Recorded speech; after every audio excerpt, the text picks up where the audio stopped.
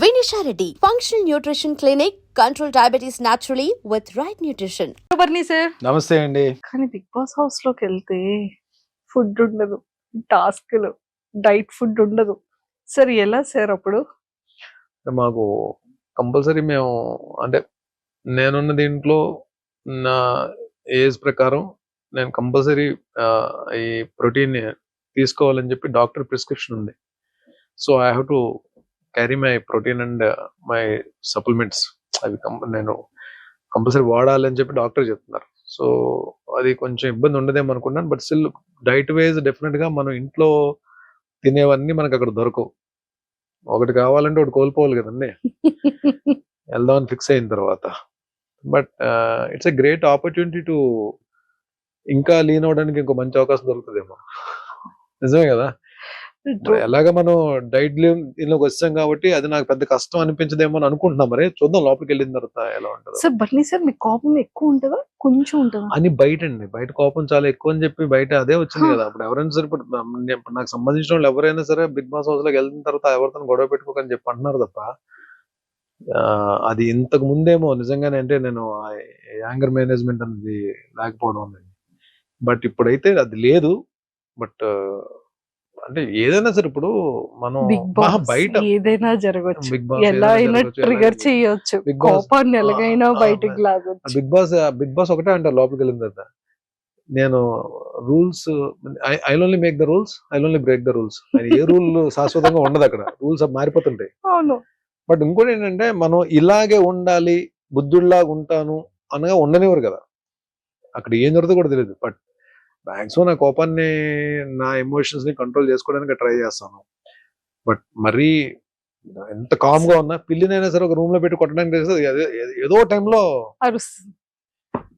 But ఎంతవరకు నన్ను target చేసేసి నన్ను మరీ కార్నర్ చేసేస్తే ఇంకా అది దాని తర్వాత నేను ఎలా రియాక్ట్ అవుతానో ఒక్కొక్కసారి అది నా చేతిలో ఉండదు. అది మేబీ ఈవెన్ నేను అవతల వాళ్ళకి రెస్పెక్ట్ ఇస్తాను, చాలా మంచిగా మాట్లాడతాను, నా గేమ్ నేను ఆడుకుంటాను. నన్ను టార్గెట్ చేసి నన్ను ఎవరన్నా కానీ గట్టిగా కానీ ప్రెషర్ ఇచ్చి నొక్కుదామని ట్రై చేస్తే అప్పుడు ఐ బ్లాస్ట్. అది చూపించకుండానే చేయొచ్చు కదా. ఇలా ఇస్త్రీకుండా సింగిల్ హ్యాండ్ తో. Super. And sir Bigg Boss ని ప్రీవియస్ చూసారా ఎప్పుడైనా? కొన్ని ఎపిసోడ్స్ చూసానండి, కొన్ని కొన్ని అంటే ఎప్పుడో ర్యాండమ్ గా చూసాను. బట్ రెగ్యులర్ గా వాచ్ చేయడానికి నాకు టైం ఉండేది కాదు. బట్ టైం దొరికినప్పుడల్లా ఎప్పుడైనా అప్పుడప్పుడు చూసేవాడిని. బిగ్ బాస్ అంటే మీ పాయింట్ ఆఫ్ వ్యూలో ఏమని చెప్తారు? స్ట్రాటజీ అంటారా, మైండ్ గేమ్ అంటారా, మిమ్మల్ని మీరు తెలుసుకునే గేమ్ అంటారా? All emotions on one platform. అంతే. అక్కడ కోపం ఉంటుంది, బాధ ఉంటుంది, అర్ధాకలు ఉంటుంది, ఒక్కొక్కసారి పీస్ ఆఫ్ మైండ్ ఉండదు, ఒక్కొక్కసారి ఉంటుంది, ఒక్కొక్కసారి హ్యాపీనెస్ ఉంటుంది, ఒక్కొక్కసారి డిప్రెషన్ ఉంటుంది, ఒక్కొక్కసారి ఎందుకు వచ్చిన బాధరా బాబు, ఎందుకు వచ్చిన జీవితం అని ఉంటుంది. అంటే అన్ని ఎమోషన్స్ ఉండే ఏకైక ప్లాట్ఫామ్ అది. అండ్ ఇంకొకటి ఏంటంటే నువ్వు నీలాగా ఉందాం అనుకుని ఎంత ప్రయత్నించినా ఒక్కొక్కసారి ఉండలేని పరిస్థితి కూడా ఉంటుంది. ఒక్కొక్కసారి ఇలాగే ఉందామంటే కుదరదు. అంటే ఇట్స్ లైక్ అన్ప్రెడిక్టబుల్ ప్లేస్. ఇది ఇలాగే ఉంటది, నేను ఇలాగే ఉంటాను అనుకున్నవి జరగని ప్లేస్. ఒక్కొక్కసారి మంచి జరగదు అనుకుంటే మంచి జరిగే ప్లేస్, మంచి జరుగుతుంది అంటే మంచి జరగని ప్లేస్. హ్యాపీగా ఉందా అంటే బాధ పెట్టే ప్లేస్, బాధతో ఉంటే హ్యాపీనెస్ ఇచ్చే ప్లేస్. ఏదైనా జరగచ్చు. That is called Big Boss అంటారు. Super sir. అందరు హీరోస్ తో చేసేసారు. అండ్ అంటే నాకు తెలిసి ఒక 3 generations ని కవర్ చేసినట్టున్నారు మీరు కదా. 4th generation కూడా ఏమైనా కవర్ చేశారు? ఏంటి ఇప్పుడు 3 generations కవర్ చేస్తారంటే సార్ చిన్నప్పటి నుండే మీరు వచ్చారు అని అంటున్నాను సార్. చాలా యంగర్ ఏజ్ నుంచి కెరియర్ స్టార్ట్ చేశారు కదా ఇండస్ట్రీలో. సో అలా సో చేశారు. మరి నాగార్జున గారిని అంటే అదేమో యాక్చువల్లీ సోగ్గాడే చిన్నానికి ముందు డైరెక్షన్ డిపార్ట్మెంట్ నుంచి కాల్ వచ్చింది. మరి అది ఎందుకు మరి నా క్యారెక్టర్ మిస్ అయిందో తెలియదు. కళ్యాణ్ కృష్ణ గారు అనుకుంటా డైరెక్టర్. నాకు కాల్ వచ్చింది, మళ్ళీ ఆ డేట్స్ ఎందుకు మిస్ అయ్యో తెలియదు. కొంచెం ఎక్కడో చిన్న బాధపడి అయ్యో నాగార్జున గారి కాంబినేషన్ అంటే నాగార్జున గారి సినిమా చేయలేకపోయినా అని. బట్ ఇక్కడ ఈ హౌస్ లో ఈ నాగార్జున గారితో అట్లీస్ట్ స్క్రీన్ షేర్ సార్ నాకు ఒక చేసుకోగలుగుతున్నాం అండ్ ఇంటెన్షన్ ఆ ఉంది. ప్లాట్ఫామ్ షేర్ చేసుకోగలుగుతున్నందుకు ఏదో చిన్న సాటిస్ఫాక్షన్. మీ ఇద్దరి కాంబో ఎలా ఉంటుంది? నాకు సార్ మిమ్మల్ని చూసి ఎలా ఏం అడుగుతారు? ఏం చెప్తారు? సో మీ ఇద్దరిని ఇలా ఎదురెదురుగా మీరిద్దరు ఇలా మాట్లాడుతుంటే ఎలా ఉంటది అన్న విషయం నాకు ఎంత త్వరగా 6th వస్తుందా, ఎప్పుడు చూస్తామని వెయిటింగ్ లో ఉన్నాం. జస్ట్ 7th దగ్గరలోనే ఉంది కదండి అది. Seriously. And lot of people అంటే భరణి సార్ వెళ్తున్నారు అనగాని సీరియల్ వాళ్ళందరూ వాళ్ళు చాలా హ్యాపీగా ఫీల్ అవుతున్నారు. సీరియల్ అంటే ఒక యాక్టర్ కి ఇంత ఫాలోయింగ్ ఉందా, ఇన్నర్ గా ఆర్టిస్టులకి ఇంత లవ్ అండ్ ఎఫెక్షన్ ఉందా ఇట్స్ ఇతని నాట్ ఫాలోయింగ్ అండి. అంటే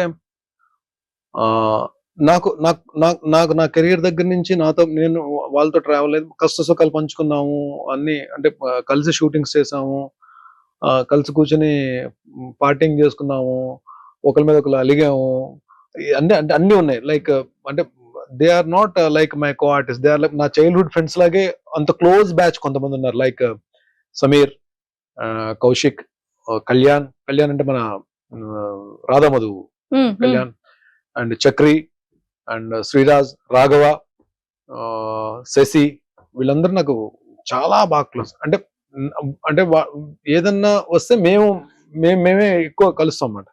బట్ అలా కాకపోయినా ఫిమేల్ ఆర్టిస్ట్ లో కూడా నేను అంటే అందరితో మాక్సిమం హరిత గారితో వర్క్ చేశాను, జ్యోతిరెడ్డి గారితో వర్క్ చేశాను, చాలా మంది బాబీలారితో వర్క్ చేశాను, సుమనశ్రీతో వర్క్ చేశాను, కృష్ణశ్రీ గారితో వర్క్ చేశాను, రాగిణి గారితో నాన్నలో రాగిణి గారితో వర్క్ చేశాను. అండ్ మేల్ ఆర్టిస్టులు కూడా చాలా మంది, సీనియర్ ఆర్టిస్టులతో చాలా మందితో నేను వర్క్ చేస్తున్నాను. సో వీళ్ళందరూ కూడా మేబీ అందరూ ఎక్కడో దగ్గర చిన్న ఎఫెక్షన్ ఉంటుందని చెప్పి నేను తెలియని ఇది ఉంటుందని చెప్పి నేను అనుకున్నా. బట్ నేను కౌశిక్ కి ఈవెన్ తను ఈ ఆర్టిస్ట్ అసోసియేషన్ ప్రెసిడెంట్ గా మనోడు ఎలక్షన్స్ ఉన్నప్పుడు మేము సపోర్ట్ చేస్తాం అందరం అలాగా. బట్ ఈ టైం వచ్చినప్పుడు నేనే అడిగాను కౌశిక్ కాల్ చేసి, కౌశిక్ ఎలాగా నేను బిగ్ బాస్ కి వెళ్తాను, ప్లీజ్ డూ సపోర్ట్ అని చెప్పన్నా. Definitely I support. నేను మనం ఒకరి గురించి ఒకరు నిలబడతాం కదరా ఎప్పుడు, డెఫినెట్ గా నేను ఉంటాను. నేను ఆర్టిస్టులు అందరికీ నేను రిక్వెస్ట్ చేస్తాను, లోపలికి వెళ్ళు, I will take care about that. వెళ్ళడం అలా వెళ్తారు, వచ్చేటప్పుడు ఇలా పట్టుకొని వస్తారు. చూద్దాం అంటే ఏం లేదంటే it is not about the lifting of the cup or title, it is about the game we play in the house. And మనం అక్కడ ఏం జరుగుతుంది రిజల్ట్ అనేది పక్కన పెడితే I want give my best. And కానీ చూద్దాం, ఐ డోంట్ వాంట్ రివీల్. నా గేమ్ అన్నది నాకే తెలియదు. ఇప్పుడు వచ్చి నేను వెళ్ళి లోపలికి వెళ్ళి ఏ గేమ్ ఆడబోతున్నాను కూడా నాకే తెలియదు. చూద్దాం. డెఫినెట్గా మీరు అనుకున్నదే జరగచ్చేమో. తదాస్తు. Super sir. అంటే ప్రతి ఒక్క హీరోకైనా విలన్ కైనా అంటే ఆన్ కెమెరాస్ కి విలన్ అయినా ఆఫ్ కెమెరాస్ కి నార్మల్. సో మిమ్మల్ని రాముడు అని ట్యాగ్ ని యాక్సెప్ట్ చేస్తారా, కృష్ణుడు అనే ట్యాగ్ ని యాక్సెప్ట్ చేస్తారా? కృష్ణుడు అంటే పూర్తిగా కృష్ణుడి కాదు, రాముడు అంటే పూర్తిగా రాముడి కాదండి. రామకృష్ణ అంటే కరెక్ట్ సెట్ అవుతుంది.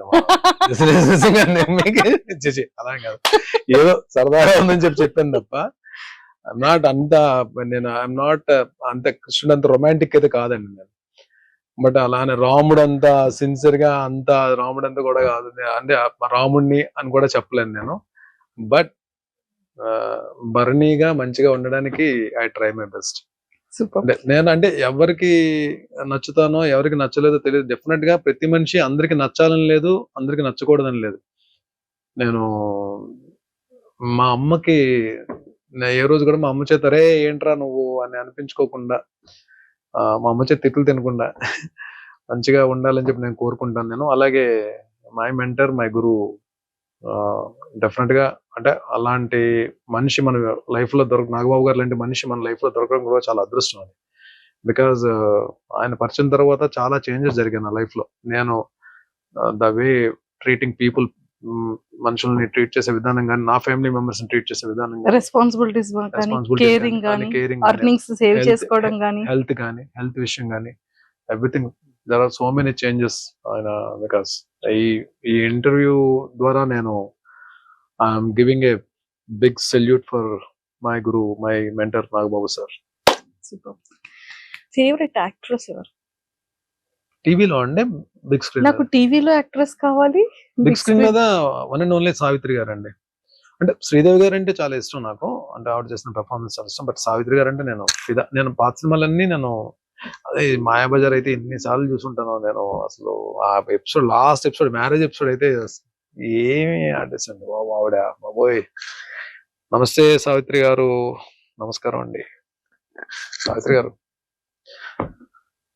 వాణిశ్రీ గారు అంటే ఒక్కొక్క తరం అది, అంతే. ఆవిడ ఎంత పెద్ద మంచి ఆర్టిస్ట్ వాణిశ్రీ గారు. టీవీకి వస్తే మాత్రం నేను టాప్ దీంట్లో ఉండేది I just love to work and I respect హరిత గారు. The try to grab the attention of the audience. టీవీకి ఏమైపోద్దంటే ఒక బ్లాక్ లో 10 మంది ఆర్టిస్టులు ఉంటారు. 10 మంది ఆర్టిస్టులు ఉన్నప్పుడు ఎవరి డైలాగ్స్ ఉంటాయో, ఎవరి పని ఏంటో మనకు తెలియదు. బట్ ఆడియన్ అటెన్షన్ అనేది గ్రాప్ చేయడం చాలా కష్టం. బట్ వీళ్ళిద్దరూ, హరిత గారు ఒకరు, జ్యోతిరెడ్డి గారు ఒకరు, కొంతమంది, అంటే నేను వాళ్ళిద్దరిని మిగిలిన వాళ్ళు నేను తక్కువ చేయట్లేదు. అందరూ all very good performers. But నేను వీళ్ళతో కొన్ని ఎక్కువ ప్రాజెక్ట్స్ చేశాను కాబట్టి నా ఫస్ట్ ప్రాజెక్ట్ అంటే పెద్ద మెగా ప్రాజెక్ట్ హరిత గారితో చేశాను కాబట్టి హరిత గారితో చాలా మంచి సీన్స్ చేశాను. అలాగే జ్యోతిరెడ్డి గారితో కూడా, అలాగే అందరూ మంచి ఆర్టిస్ట్. బట్ వీళ్ళిద్దరూ terrific artist and they love their work. Number of films చేశారు, Nandi awards, number of awards. ఒక ఫిలిం లో ఏమైనా మీకు ఇష్టమైన కొన్ని డైలాగ్స్ మా కోసం? మూవీస్ లో పెద్ద డైలాగ్స్ నేను అంటే సీరియల్ స్రవంతిలో చెప్తా. శ్రవంతి అమ్మాయిని కాఫీ పెట్టమంటాను, లోపలికి వెళ్ళిన తర్వాత లోపలికి వెళ్ళి ఆ లైటర్ కొట్టే ప్రాసెస్ లోనే అమ్మాయికి చిన్న డౌట్ వస్తుంది, ఆగుతుంది. కిచెన్ లో మొత్తం గ్యాస్ స్మెల్ వస్తుంటది. వీడు ఆల్రెడీ గ్యాస్ ఓపెన్ చేస్తాడు, గ్యాస్ మొత్తం లీక్ అయిపోయింది. అమ్మాయి లైటర్ కొడితే బ్లాస్ట్ అయిపోద్ది. సో డౌట్ వచ్చి ఆపుతుంది. ఆపితే ఈడేం చేస్తాడు, ఒక్కొక్క డోర్ క్లోజ్ చేసేస్తాడు. మొత్తం డోర్లన్నీ క్లోజ్ చేస్తే వద్దు నన్ను చంపొద్దంటే మొత్తం డోర్స్ అన్ని క్లోజ్ చేసి బయట నుంచి వచ్చి కిటికీ దగ్గర వస్తాడు, విండో ఓపెన్ చేస్తాడు. విండో బయట వీడు ఉంటాడు, కిచెన్ లో అమ్మాయి ఉంటుంది, గ్యాస్ మొత్తం ఉంటుంది. అమ్మాయి దండం పెడుతుంటది, వద్దు నన్ను చంపొద్దు, నేను మా ఇంటికి వెళ్ళిపోతాను, కావాలంటే నన్ను చంపొద్దు, మా అమ్మ నాన్న చాలా బాధపడుతుంటది. వీడు అగ్గిపుల్లు కొట్టి అలా పెడతాడు కిటికీ దగ్గర, లోపలికి వేస్తే బ్లాస్ట్, చచ్చిపోద్ది లోపలికి. అగ్గిపుల్లు అలా పెడతాడు. ఎపిసోడ్ బ్యాంగ్ అండి. అయ్యో వేసారా? నెక్స్ట్ ఎపిసోడ్ వచ్చి కూర్చుంటే ఊతాడు అగ్గిపుల్లు, ఊది పడేసి వెళ్ళి డోర్ తెస్తాడు. భయపడ్డావు కదా స్రవంతి, నువ్వు భయపడ్డావే నాకు కావాలి. స్రవంతి, ఎవరికి తెలియని గమ్మత్ అనే విషయం నీకు మాత్రం చెప్తాను, నీ మనసులో పదిలంగా ఉంచుకో. You take mother's day. తల్లే ప్రత్యక్ష దైవం అంటారు. అలాంటి తల్లిని దైవంగా చూసే వాళ్ళు ఎంతమంది ఉన్నారు స్రవంతి? లేరే. Then there is no meaning of Mother's Day. You take Father's Day. Sravanthi, ఇప్పుడున్న ఈ జనజీవన స్రవంతిలో ఎవరికి తండ్రో ఖచ్చితంగా చెప్పలేం కదా. కొంచెం వినడానికి బాధగానే ఉంటుంది, కానీ అదే నిజం. Then there is no meaning of Father's Day. You take Friendship Day. ఏ స్వార్థం లేకుండా జీవితాంతం మనతో పాటు నడిచేవాడే నిజమైన స్నేహితుడు అంటారు. అలాంటి స్నేహితులు ఎంతమంది ఉన్నారు స్రవంతి? లేరే. Then there is no meaning of Friendship Day. You take Independence Day. Sravanthi, ఈ దేశానికి స్వాతంత్రం తేవడానికి ఎంతో మంది ప్రాణాలు అర్పించారు. అలాంటి దేశం కోసం ఇప్పుడు ప్రాణాలు ఇవ్వడానికి ఎంతమంది సిద్ధంగా ఉన్నారు? లేరే. ఉదయాన్నే లేచామా, జెండా ఎగరేసాం, చాక్లెట్ తిన్నాం, అయిపోయి ఇదా. Then there is no meaning of independence day. కానీ ఫూల్స్ డే, ఏప్రిల్ 1 ఈ రోజు ఎవరో ఒకరిని చాలా సిన్సియర్గా ఫూల్ చేయడానికి ట్రై చేస్తారు. ఈరోజు ఏప్రిల్ 1, ఏప్రిల్ ఫూల్. అలా చూస్తావేంటి స్రవంతి? నీ చూపు భాష నాకు అర్థమైందిలే. Super sir. అంటే అలా ఉంటే అది ఫ్లో కూడా భలే ఉండేది. డైలాగ్ రైటర్ త్యాగరాజు గారు అని చెప్పి అద్భుతమైన డైలాగ్స్ రాశారు. అంటే అన్ని కుదిరాయండి ఆ సీరియల్ కి. అమ్మాయి కూడా డెబ్యూ ప్రాజెక్ట్ మీనాకి. నందకిషోర్ కూడా మంచి పేరు వచ్చింది ఆ హీరో క్యారెక్టర్ కి. మన శశికి ఫ్రెండ్ కి మంచి పేరు వచ్చింది. ఛత్రపతి శేఖర్ కి మంచి పేరు వచ్చింది. అంటే అన్ని కుదిరే ఆ సీరియల్.